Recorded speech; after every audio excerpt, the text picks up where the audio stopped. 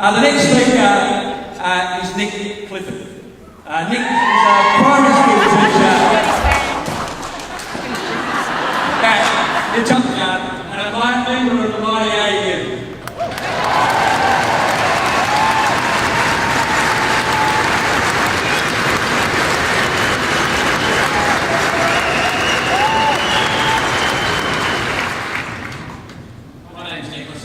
I'm a teacher in my 7th year. I teach at a school called the Jordan River Learning Federation Eastdale Primary School campus.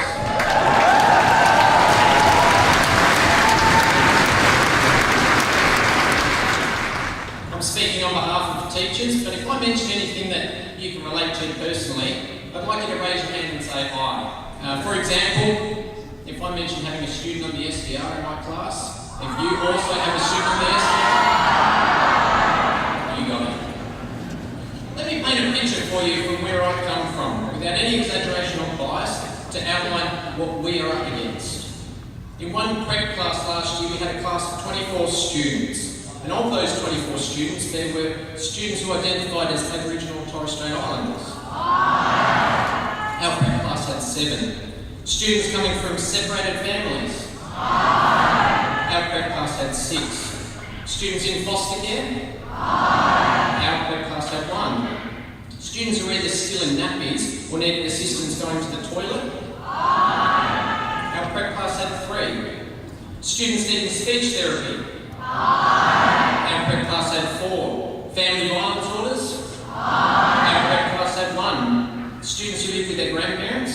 Our prep class had 1. Students with ADHD. Our prep class had 3. Students regularly meeting with the school psychologist. Our prep class had 2. Students with 10 days or higher attendance alerts. Our prep class had 7. Students on the severe disability register. Our prep class had 1. Individual learning plans, seemingly longer than a Game of Thrones novel. Our prep class, our 1 class had 6. Students with an IQ between 55 to 70. Our prep class had 3. Students with anxiety. Our prep class had 4. Students with severe trauma.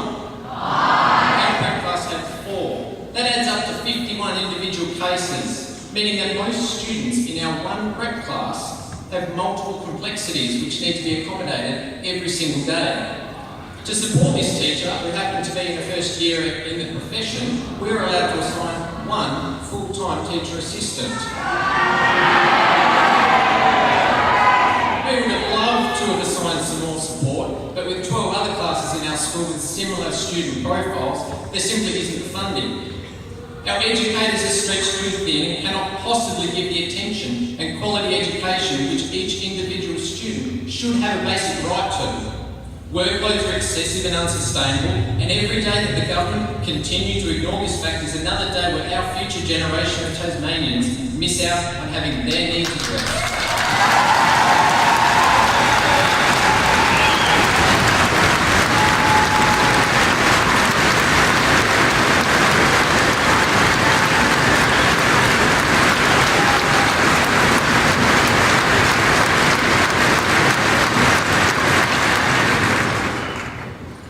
Yet Jeremy Rockcliffe has the nerve to comment that us resorting to this industrial action is a very poor reflection on our commitment to students and their education.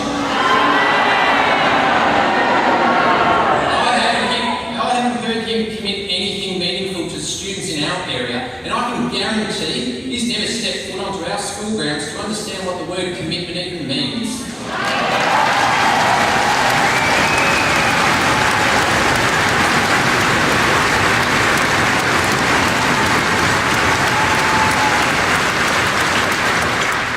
It's because of our commitment to the profession that we love so much that so many teachers are simply burning out. They keep going and going until they literally have nothing else to give.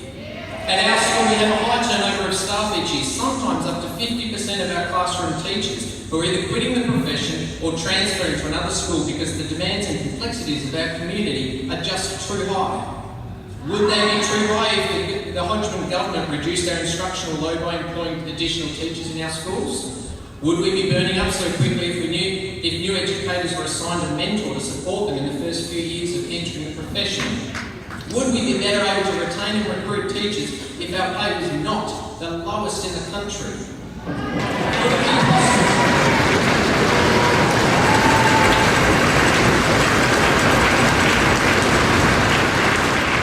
Could it be possible at all that by providing more in-class support for teachers, that students' needs would be better met?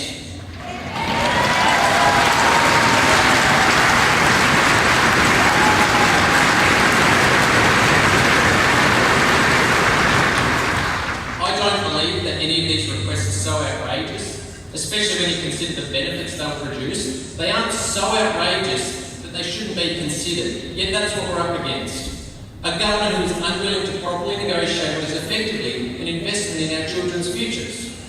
Until the government make our working conditions and our children's learning their number one priority, we will continue to take the necessary action, because you can already see evidence that they will cave before we do.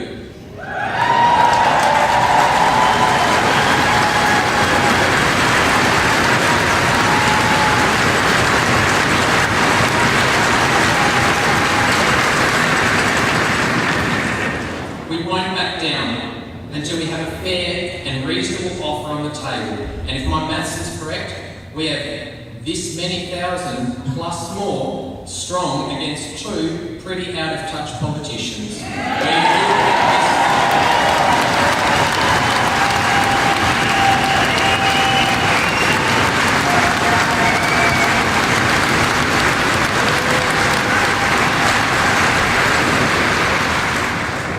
In the lead up to today, I heard it repeated that school closures are a disruption to student learning.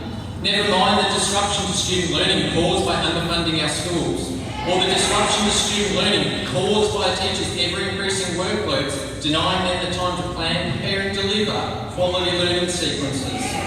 Never mind the disruption to student learning caused by classes being divided up and sent to other classes because we can't find a relief teacher for the day.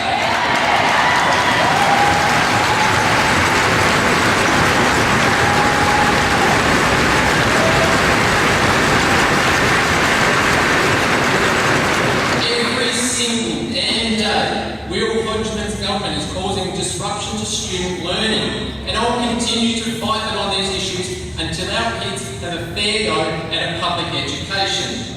We're the landlords for the students we teach, because nobody else is. United together, we must continue this action until the government gives us the respect and the support we're asking for, so that we can be the educators that our colleagues need, that our parents expect, and that our children deserve.